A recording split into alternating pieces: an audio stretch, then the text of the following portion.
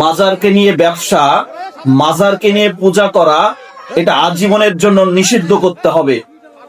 বাগেরহাট খানজাহান আলী মাজারে একটি কুকুরকে শুধুমাত্র ভিডিও করার জন্য কুমিরের সামনে দিয়ে যে হাস্যরসে মেতে উঠেছে যে সকল মানুষ, তাদেরকে আইনের আওতায় নিয়ে আসতে হবে।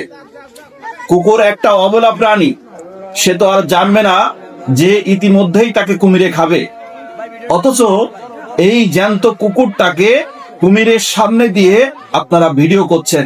এই সকল মাজার পূজারী, এই সকল কবর পূজারী, এরা বিভিন্ন সময় জ্যান্ত হাঁস, মুরগি, গরু, ছাগল কুমিরকে দিয়ে এভাবেই মজা নিয়ে থাকেন। এই কুকুরের কি দোষ ছিল?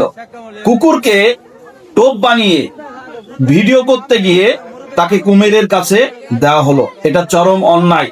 এবং সেটা মানুষ দাঁড়িয়ে দেখলো একটি জীবন্ত অবলা কুকুরকে কিভাবে কুমির নিয়ে যায়, মানুষ আনন্দ নিল। এখানে যদি আজকে একটা মানুষের বাচ্চা থাকতো, কি করতেন আপনারা? কি করতেন? আপনারা কি দাঁড়িয়ে দাঁড়িয়ে ভিডিও করতেন? আপনারা কি দাঁড়িয়ে দাঁড়িয়ে ভিডিও করতেন ভিউ পাওয়ার জন্য?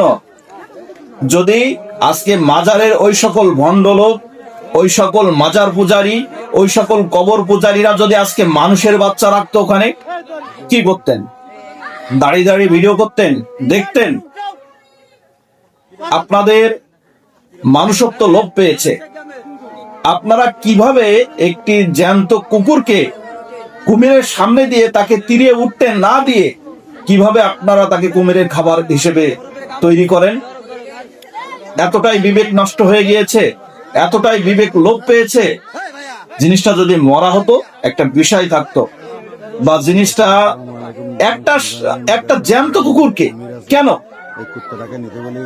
এবং কুকুরটা বাঁচার জন্য আপ্রাণ চেষ্টা করছে, কিন্তু তাকে বাঁচতে দেওয়া হচ্ছে না কেন?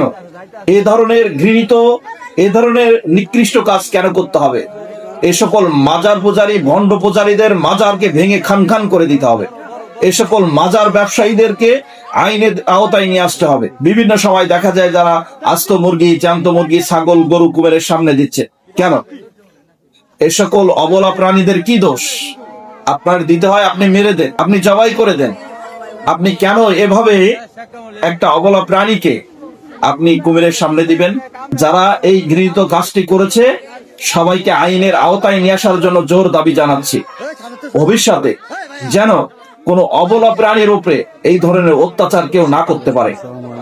আশা করি আপনাদের ভিডিওটি ভালো লেগেছে। সবাই লাইক, কমেন্ট, শেয়ার করে পাশে থাকবেন। ধন্যবাদ সবাই।